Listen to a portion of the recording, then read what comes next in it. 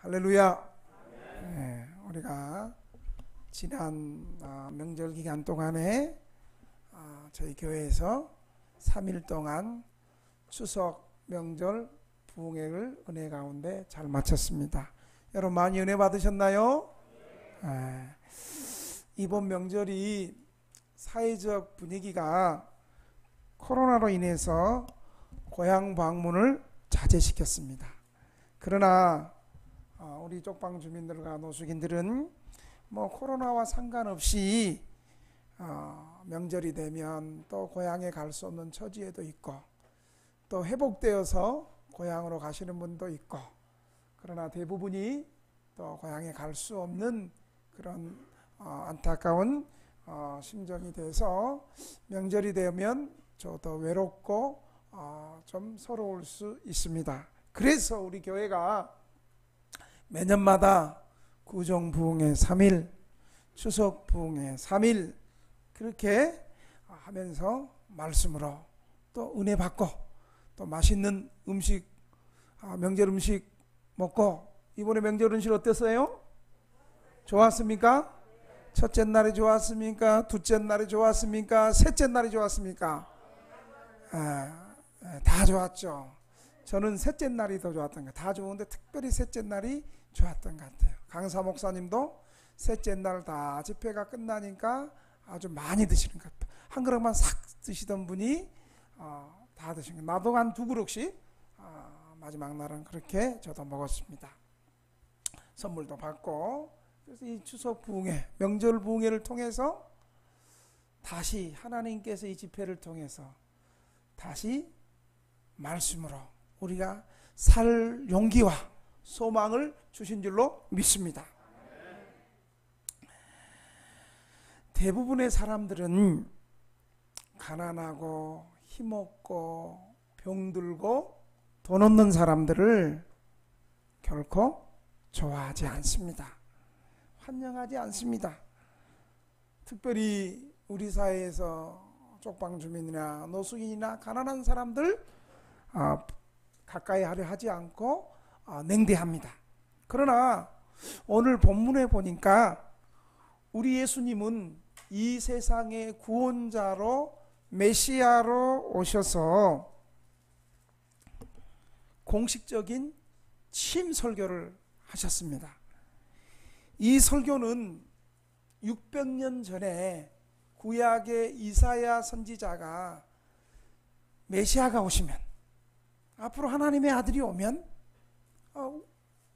가난한 자에게 복음을 전하고 포로된 자에게 자유를 주시고 보지 못하는 자에게 보게 하고 눌린 자를 자유케 하시는 희년의 역사를 이루실 것이다. 그렇게 예언했던 그 메시아가 오늘 예수님이 그 메시아로 오셔서 이 말씀을 갈릴리 해당에서 구약의 이사야 선지자가 예언했던 그 메시아의 예언이 오늘 나에게 성취되었다. 이 말은 무슨 말이에요? 내가 바로 구약 수많은 예언자들이 예언했던 그 하나님의 아들 구원자 메시아가 바로 나다. 아멘? 예수님이다. 이렇게 말씀하시는 거예요. 그런데 여러분, 예수님께서 그 말씀을 화려한 예루살렘 성전에서 부유하고 화려하고 힘있고 권세 있는 사람들이 모여 사는 예루살렘 대도시나 그리고 성전에서 이 말씀을 하지 않으시고, 특이한 사실은 바로 정반대 동네, 화려한 예루살렘에 올라갈 돈도 없고, 또 예루살렘에 올라가려면 율법을 지켜야 되는데 재물을 가지고 올라가야 되는데 그런 돈도 없고 율법을 지킬 수도 없고, 또 빚이 너무 많아가지고 빚쟁이가 돼가지고 그 도시에 가면 잡힐 것 같고, 그래서 화려한 예루살렘으로부터 쫓겨나고 밀려나고 멸시받고 천대받는 사람들이 사는 동네가 어디냐? 갈릴리였어요. 갈릴리는 이방의 접경 지역이었고, 오직에 있으면 갈릴리에는 다 가난하고, 그 당시 예루살렘 사회에서 예수님 사회에서 병들고 가난하고 돈 없고 사람들로부터 멸시받고 쫓겨난 사람들이 모여 사는 것이 갈릴리였어요. 그래서 선지자들이 무슨 갈릴리에서 좋은 것이 있겠냐? 무슨 갈릴리에서 선한 것이 있겠냐? 저 갈릴리 동네 사람들은 다 멸시받고 천대받고 사람 취급 못 받는 사람들 가운데 뭐 선한 것이 나겠냐? 그런 동네에서 예수님이 바로 내가 구약에서 예언했던 바로 메시아다. 여러분, 아마 이 갈릴리는 지금으로 말할 것 같으면 우리 쪽방지역 노숙인들이 모여 사는 그런 허름하고 많은 사람들이 눈길조차 주지 않는 그러한 곳일 수 있습니다. 바로 그러한 곳에서 예수님이 메시아로, 내가 하나님의 구원자로 지금 공생의 사역을 시작한다고 말하고 있습니다. 예수님이 화려한 예루살렘에서 구원자의 하나님 나라의 사역을 시작하는데, 이 초라하고 비천하고 많은 사람들이 주목하지 않는 이 지역에서 예수님이 공생의 시작을 하셨다는 것은 예수님께서 그의 사역이 특별히 가난하고 소외되고 병들고 약한 사람들의 구원을 위해서 오셨다는 것을 특별히 강조하고 있습니다. 그러니 어때요? 우리는 이 말씀에 힘을 내시고 용기를 내시고, 세상 사람들은 가난하고 힘없고 빽없는 사람들을 무시하고 함부로 대할지 몰라도 우리 예수님은 오히려 세상으로부터 밀려나고 쫓겨나고 힘없고 병들고 약한 사람을 찾으시고 이들을 구원의 대상으로 하나님이 부르신다는 사실을 믿으시기 바랍니다.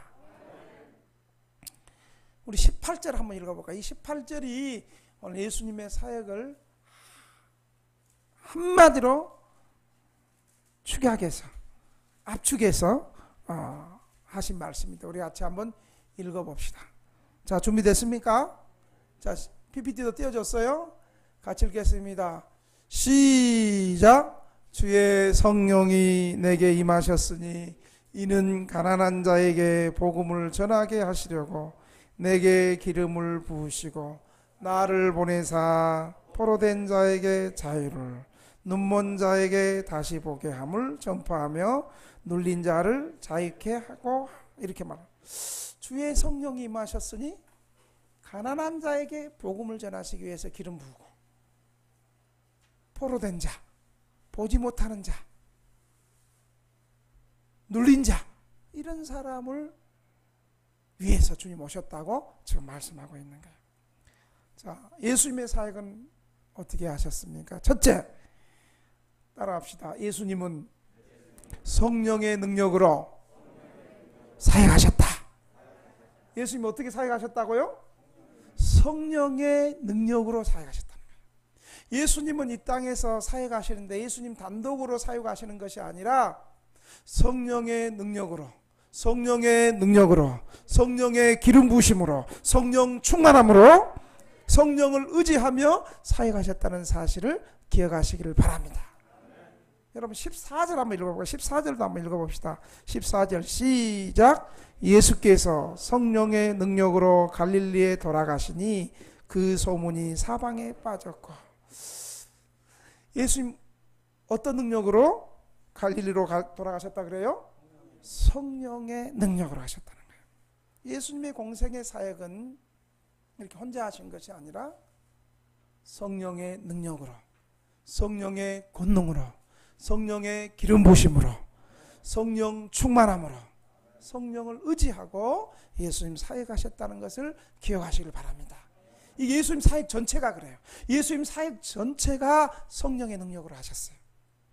예수님이 잉태하실 때도 성령님이 임하셔서 말씀하셨고, 예수님이 세례 받을 때도 성령께서 강림하셨고, 특별히 기억할 것은요, 마태복음, 마가복음, 누가복음 세 군데가 예수님의 세례받는 장면이 나오거든요. 그런데 마태복음, 마가복음은 예수님이 세례받을 때 그냥 물에서 올라오시니 성령이 강림했다고 얘기하는데, 누가복음만큼은 특별히 기도와 성령을 강조해요. 예수님이 세례를 받으시고 기도하실 때 하늘이 열리고 성령이 강림하셨다고 말씀하고 있는 거예요. 특별히 누가복음만은 이렇게 성령의 능력을 강조하고 있는 거예요. 그리고 예수님이 시험 받으러 나갈 때에 누구에 이끌려서 시험 받으러 갔어요? 성령에 이끌려서. 시험 받을 때도 성령의 능력으로 시험을 이기셨어요. 그리고 이제 시험을 이기고 예수님의 이제 공적인 하나님 나라를 전파하고 이루시는 그 사역을 이제 본격적인 무대가 갈릴리로 가시는 거예요. 그리고 예수님은 세례요한과 달리, 세례요한은 사람들이 광야로 찾아오는 사람들에게 세례 주고 회개 메시지를 전했는데, 예수님은 세례요한하고 달리 예수님은 직접 찾아가셨어요. 직접 찾아가셔가지고, 똑똑똑 김 목사입니다. 아, 예수님은 김 목사가 아니었지. 응? 예수님 직접 찾아가셔서 성령의 권능으로 사람들에게 찾아가셔서 구원을 베푸셨다는 사실을 기억하시기를 바랍니다. 우리가 반드시 기억해야 될 것은 예수님의 공생의 사역이 성령의 능력으로 시작되었다는 거예요. 굉장히 중요해요. 예수님이 성령의 능력으로 사역했다면 우리는 인생 누구 의지하고 살아야 되겠어요? 우리도 성령님을 의지하고 살아야 돼요. 어떻게 하면 성령 받아요? 여러분처럼 오늘 주일날 나와서 하나님의 말씀을 잘 들을 때 성령께서 예수가 하나님의 아들이고 구원자고 예수님이 나를 위해서 십자가에서 죽으실 때 내 죄가 용서받았고 예수님이 부활하신 것처럼 나도 부활하셔서 하나님 자녀가 되었다는 것을 이렇게 하나님 말씀 들을 때 성령이 임하시는 거예요. 또 그리고 어떨 때 성령이 임해요? 받은 말씀을 가지고 성령 받기를 사모하며 성령의 권능을 사모하며 기도할 때 성령이 임한다는 사실을 믿으시기 바랍니다.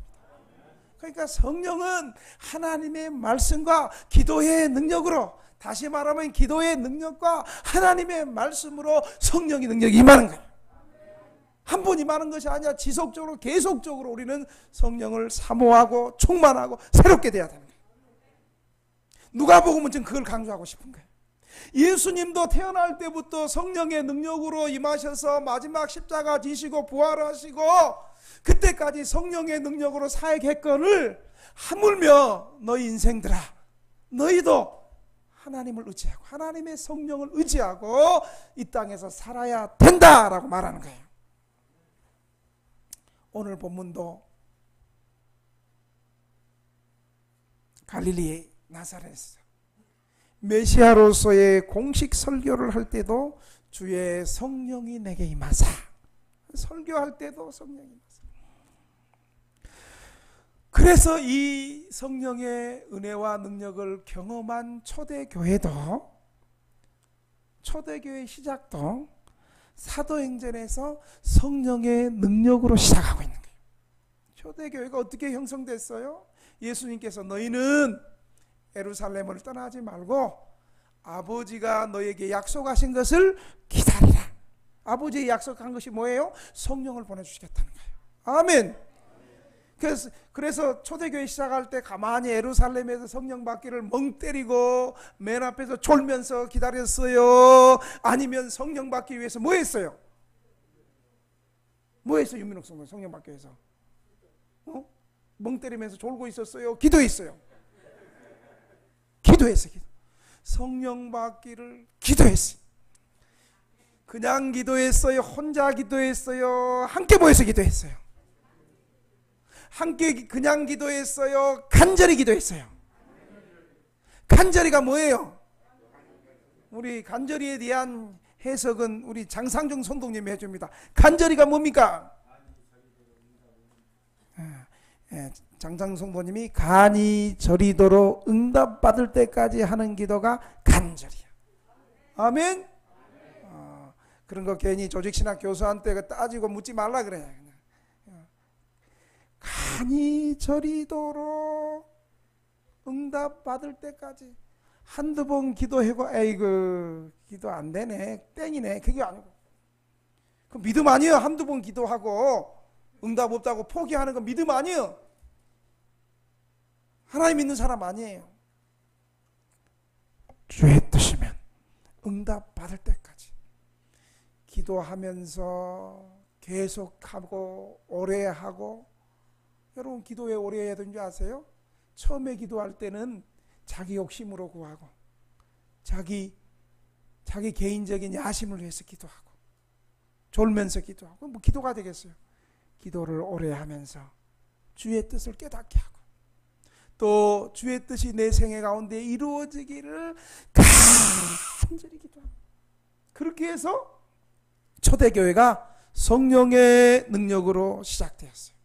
성령의 능력이 예수 시대와 교회 시대를 연결하고 있고 지금도 주님 오실 때까지 성령의 능력이 예수님과 우리와 접붙임하게 하고 교회가 하늘 보좌에 올라갈 수 있도록 성령께서 기도하는 사람들에게 역사하신다는 사실을 믿으시기 바랍니다.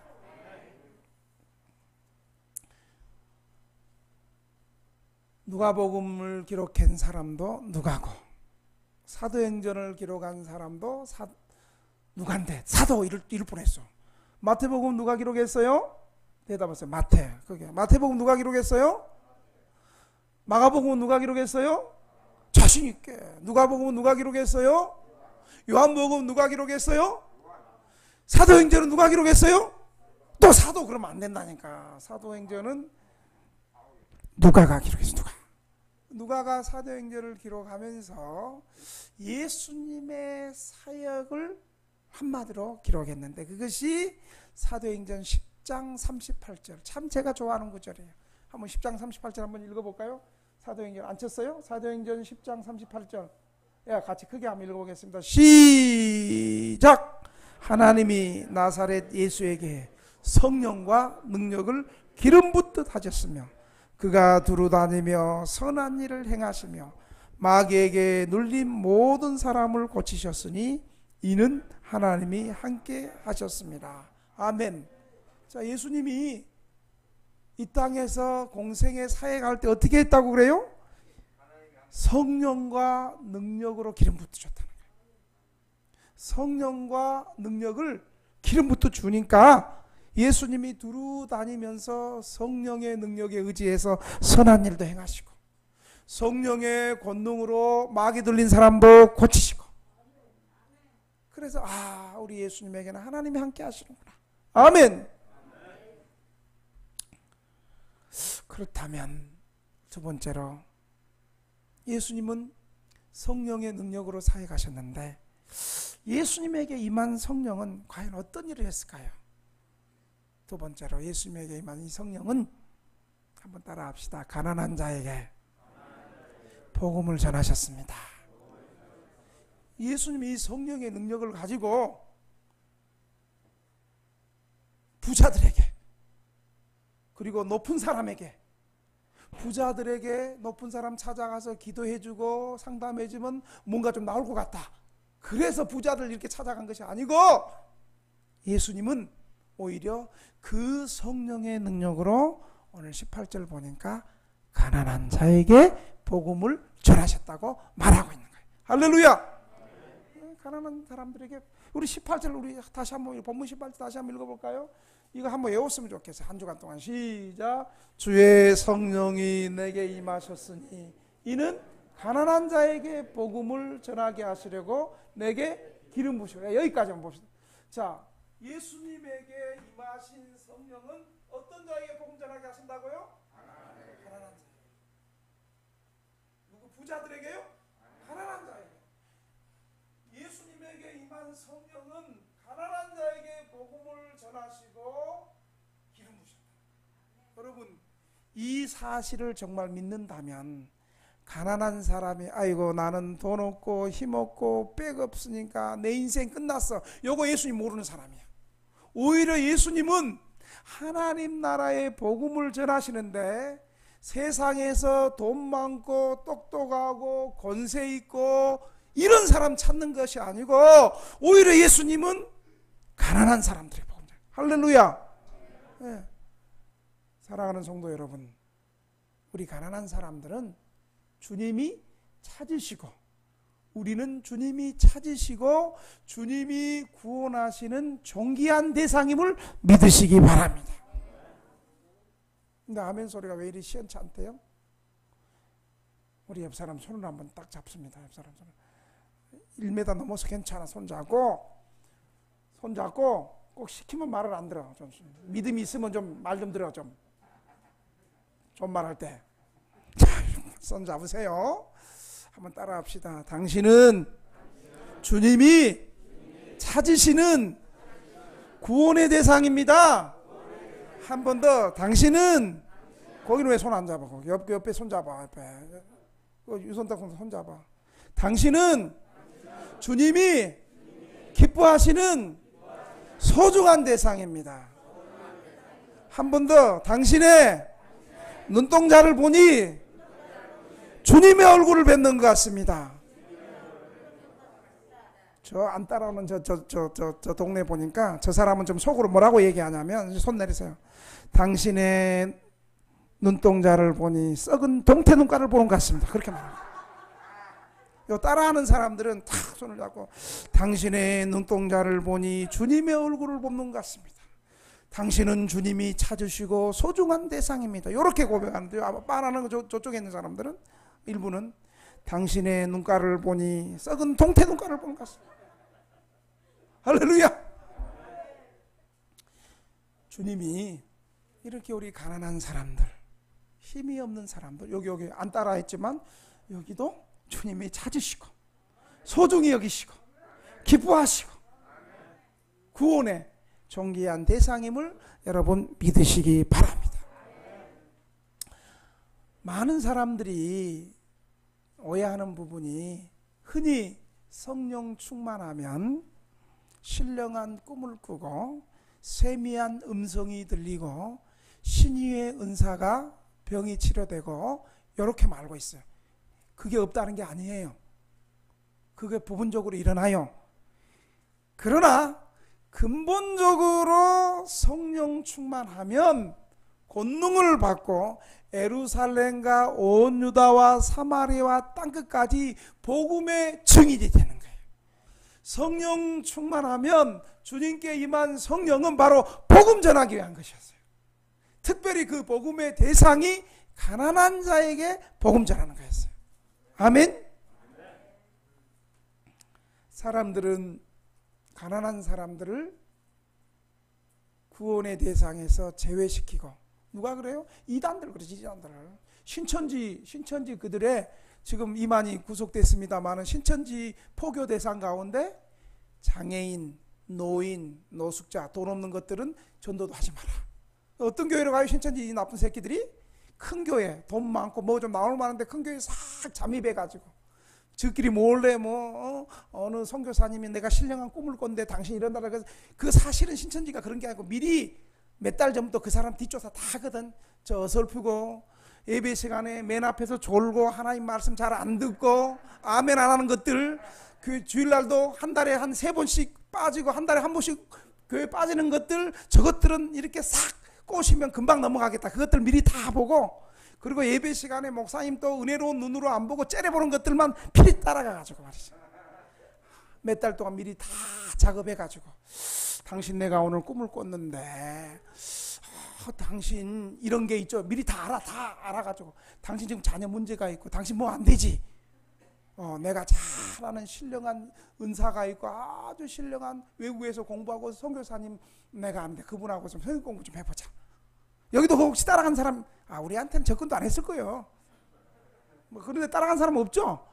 있다 해도 뭔 소리인지 모르니까. 그래가지고 싹 넘어가는 거예요. 그런데 감사하게도 뭐 신천지까지도 이단들까지도 우리 가난한 사람을 구원해서 제외시켜버리니 신천지만 그러겠어요. 대부분 많은 사람들이 가난한 사람 교회 찾아오는 거 부담스럽게 여기고, 그렇죠? 노숙자가 교회 가면 아이고 어서 오십시오 잘했습니다. 일반 교회가 그러나요? 노숙자가 상담합시다 하면 여러분 어떻게 돼요? 상담으로 끝나요? 배고프니까 밥 줘야 되고, 안녕히 가세요 끝나요? 옷이 더러운데 냄새 나는데 목욕시켜야죠. 목욕시키면 속옷부터 시작해서 옷 사줘야 되는데 그 교회가 감당하겠어요? 그리고 몸이 아픈데 또 병원 데리고 가야 되는데, 그리고 또 얘기해 보다 보니까 직장도 없어. 직장 소개시켜 주니까 신용불량자야. 네? 인감증명 빌려줘가지고 막 자기 앞으로 차가 몇 대씩이나 있고, 이런 사람들을 어떻게 기존교회가 환영하겠어요?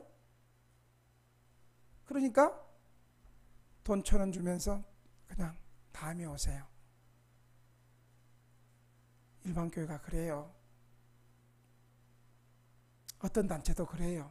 그런데 예수님은 오히려 그런 가난하고 병들고 힘없는 사람들을 찾아가셨다는 사실을 여러분 기억하시길 바랍니다. 그런데 여러분,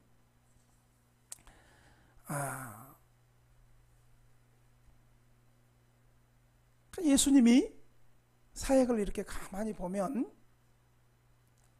하나님 말씀을 선포하시고 또 하나님 말씀을 가르치시고 또 하나가 뭐가 있어요? 병든 사람을 고쳐주잖아요. 제가 이렇게 성경을 묵상하고 또 사역을 하면서 가만히 보니까 왜 예수님이 세 가지 예수님의 사역 가운데 치유의 사역, 힐링 사역을 왜 하셨을까? 가난하고 약한 사람들은 여러분 다 이상하게 가난한 사람은 몸도 아파. 그죠? 부자들은 몸도 건강해. 근데 가난한 사람들은 몸도 또 아파. 그러니까 예수님께서 가난한 사람이 예수님 앞에 나왔는데 이 사람들이 다 몸도 아프고 돈이 없으니까 의원에 가서 치료를 받을 수 있는 기회가 없고 계속 방치하다 보니까 몸이 아플 수밖에 없잖아요. 또 그리고 돈 띄어먹고 억울한 일 당해가지고 화병이 나가지고 정신장애도 많잖아요. 그리고 그 배우에 그냥 귀신이 사로잡아가지고 제대로 인생을 못 살게 하는 사람도 많잖아요. 그러니까 예수님께서 그런 모여온 사람들 가운데 병든 사람이 있으니까 그 사람들에게 치료의 기적을, 사역을 주님께서 하셨어요. 그래서 예수님의 사역 가운데서는 하나님 나라를 선포하고 하나님 나라를 비유로 들어서 가르쳐주고 해석해주고 그 다음에 병든 사람들을 치료해주는 신유의 역사를 주님이 하셨어요. 어떤 경우는 예수님이 꼭 순서가 똑같잖아요. 어떤 경우는 예수님이 먼저 병을 치료해주고 그리고 구원을 선포하고 그리고 그 구원의 은혜를 또 세세히 가르쳐주기도 하고 이게 서로 순서는 바뀌기도 했어요. 여러분, 성령 충만하면 이런 일을 하면서 성령 충만하면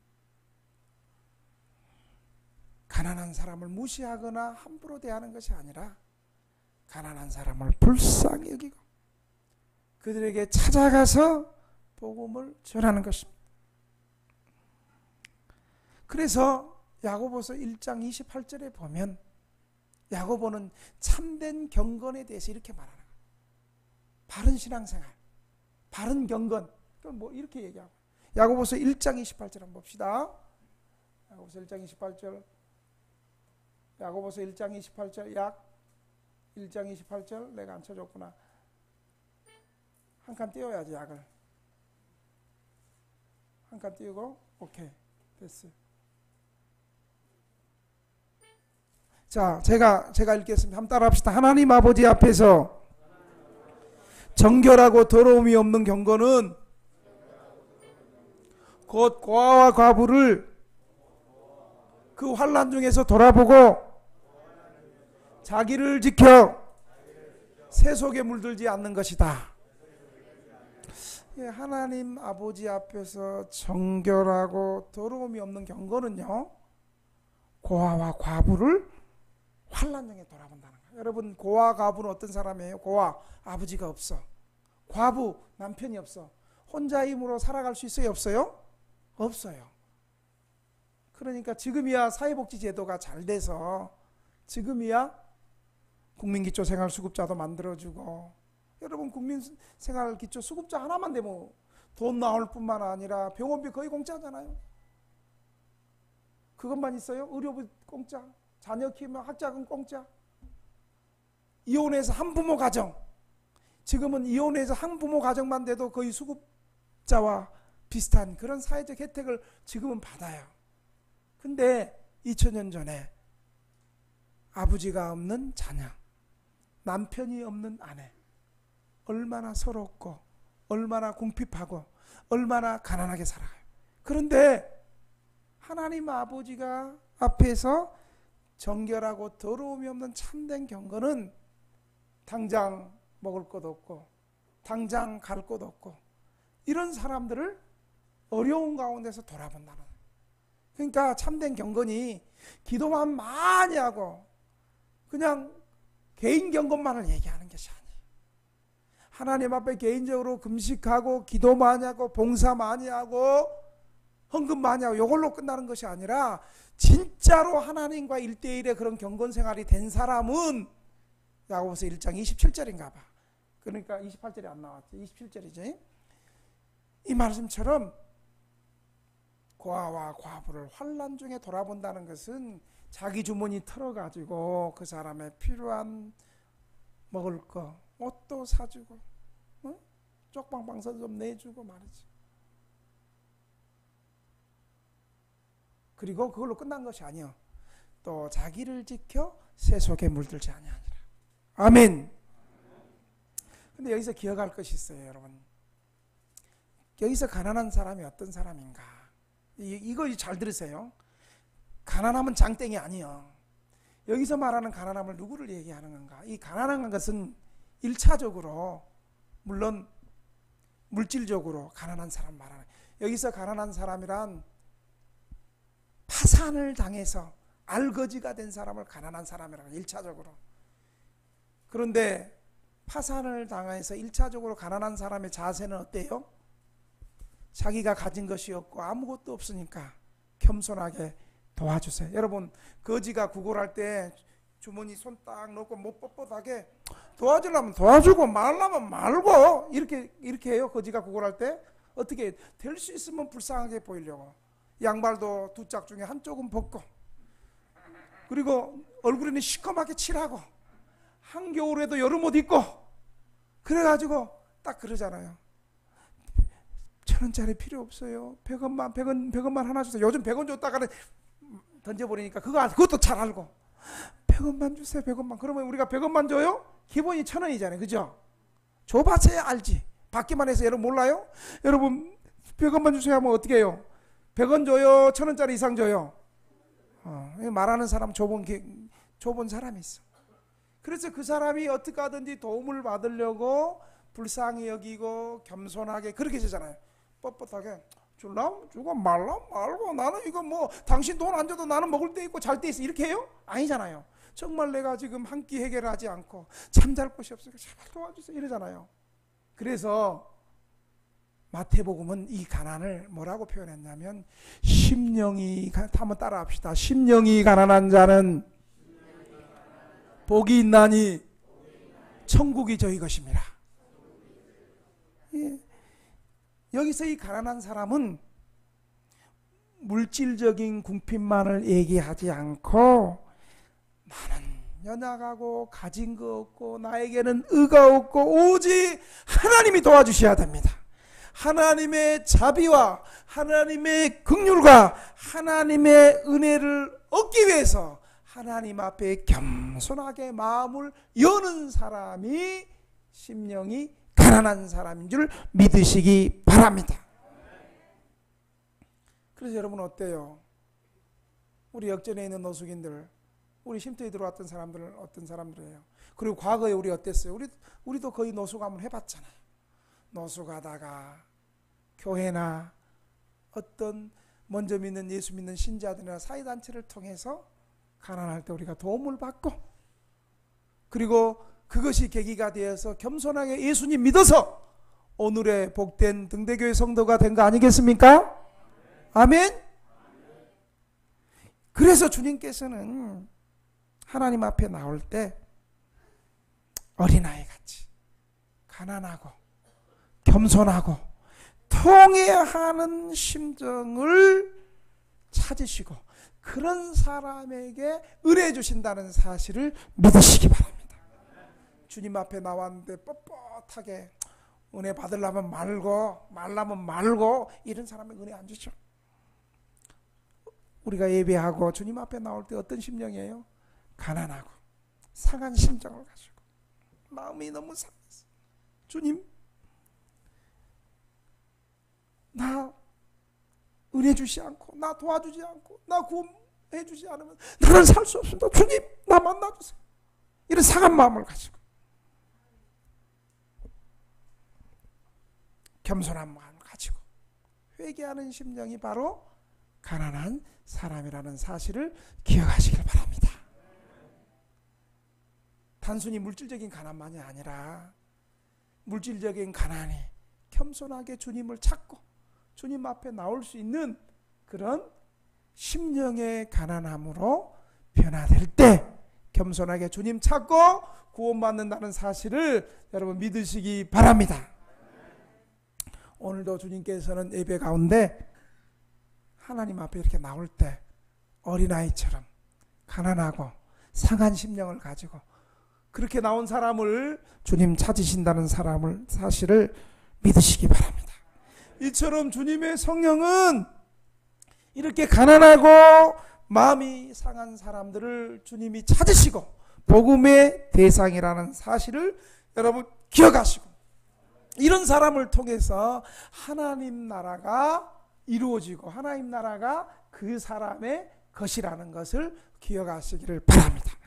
그래서 야고보서 2장 5절은 이렇게 말하고 있어요. 야고보서 2장 5절 같이 한번 읽겠습니다. 시작. 내 사랑하는 형제들아 들을지어다. 하나님이 세상에서 가난한 자를 택하사 믿음에 부요하게 하시고 또 자기를 사랑하는 자들에게 약속하신 나라를 상속받게 하지 아니하셨느냐. 아멘. 하나님이 세상에서 어떤 사람 택했다 그래요? 가난한 자를 택했다는 거예요. 여러분, 우리가 진짜로 돈 많고 강남에 살고 그럼 우리 예수 믿었겠어요? 네? 과거에 뭐 강남에는 안 살아도 좀 비슷하게 좀 그래도 어느 정도 살다가 뜻대로 내 인생이 안 되고 다 털어먹고 사업하다가 내 마음대로 안 되고 잘 나갈 때는 주님 생각 안 하고 내 마음대로 하고 내 가고 싶은 대로 가고 쓰고 싶은 대로 쓰고 먹고 싶은 대로 먹고 하고 싶은 대로 다 하고 그러다가 다 이제 물질 날라가고 건강 날라가고 나이 들고 그래서 그래도 감사한 건 그때 겸손하게 우리 주님 찾았잖아요. 아멘? 그런데 문제는 돈 잃고 건강 잃고 다 틀어먹어도 끝까지 하나밖에 뭐 자존심만 남았다나 그러면서 주님 앞에 나오지 않은 사람 미련한 사람인 거예요. 얼마나 더 맞아야겠어요. 가난하고 연약하고 힘들 때 겸손하게 주님이 나를 찾으시고 오늘 이 말씀에 보니까 우리 주님이 이렇게 가난한 자를 사랑하시고 가난한 자를 이렇게 택하여 주시는구나. 이 말씀 앞에 아멘으로 믿고 더욱더 믿음으로 사시기를 주의 이름으로 축원합니다. 그래서 우리는요 특별히 여러분 제가 쪽방 사람이나 노숙자를 전도를 잘하겠어요? 우리 등대교회 성도들이 더 쪽방 주민이나 노숙자를 전도를 잘하겠어요? 누가 더 잘해요? 근데 목사님요 그러지. 근데 내가 더 많이 전도했어. 근데 이게 이제 문제가 있는 거예요. 사실은 여러분들이 노숙도 해봤고 여러분들이 노숙에서 쪽방 생활도 해봤고 그리고 신앙으로 회복돼서 임대주택에 들어오고 이제 신앙으로 회복돼서 과거의 삶들을 다 이제 거의 청산해 갔고 청산해 가는 가운데 있으니까 여러분들이 오히려 저보다 더 가난한 사람들은 더 나보다 김 목사보다 전도를 더 잘할 수 있어야 돼요. 그렇잖아요. 여러분들 쪽방에서 살아봤기 때문에 쪽방 사람들의 서러움, 또 우리가 과거에 노숙해봤기 때문에 노숙하는 사람들의 그 눈물과 아픔을 김 목사가 잘 알아요? 여러분이 잘 알아요? 네? 자신 있게 김 목사가 잘 알아요? 여러분이 잘 알아요? 네, 우리 성도들이 더 잘 알죠. 나 노숙 안 해봤어요. 나 쪽방에 살아본 적 없어요. 쪽방에 직접 살아봤고 노숙했고, 우리 전사님은 독일에서도 노숙했잖아요. 우리 교회 올라오고 독일 유학 가고 노숙 체험하고 우리 교회 들어왔어요. 저분은 저 국내 노숙자가 아니에요. 유럽 노숙자예요. 그러니까 여러분, 이가 애린 사람, 이 아픈 사람 심정, 이가 애린 사람 알고, 기회를 본 사람이 기회를 본 아픔 알고, 여러분이 더 가난하고 힘없고 약한 사람은 여러분이 더 많이 전도할 수 있어야 돼요. 아멘. 그러므로 여러분, 복음을 전하는 사람들은 부자들이나 잘난 사람들 중점으로 찾아다 될 것이 아니라 도리어 가난한 사람, 우리는 얼마나 일반 사람들은 가난한 사람 찾아다니기 힘든데 우리는 다 옆에가 다 가난한 사람이잖아. 네? 옆에가 다 가난한 사람이에요. 쪽방에도 옆에 다 가난한 사람이에요. 임대주택 가도 임대주택도 다 가난한 사람이고, 노숙하는 사람도 다 가난한 사람이에요. 얼마나 전도하기 좋아요. 할렐루야. 이런 사람들을 찾아다녀야 합니다. 하나님께서는 가난한 사람들을 통하여 기독교의 큰 인물들을 배출해 내십니다. 초대교회 베드로, 야고보, 요한 다 가난한 어부들이었잖아. 배우지 못한 사람이었잖아. 이런 사람을 통해서 세계 복음화를 휘젓고 다니면서 세계 복음화를 위해서 이런 사람들 쓰시고, 한번 따라 합시다. 나도 주님이 사랑하시면 쓰임 받을 수 있다. 나도 주님 앞에 남은 생에 쓰임 받을 수 있다. 네, 그렇게 믿고 믿음으로 살아가실 수 있기를 주의 이름으로 축원합니다. 한 대지가 더 남았어요. 근데 한 대지 더 남으면 우리 부흥회 때 은혜를 너무 많이 받았고 이거 하면 안 될 것 같아. 여기까지만. 오늘은 되게 기분 좋아하는 것 같아요. 기도하겠습니다. 하나님 아버지, 예수님의 사역을 오늘 말씀을 통하여 묵상하며 듣습니다. 주님은 성령의 능력으로 사역하셨습니다. 주님, 우리도 인생을 살아가는데 돈으로, 사회적인 어떤 지위로 일하지 않고 예수님처럼 성령의 능력으로, 성령의 권능으로 일하게 해 주시옵소서.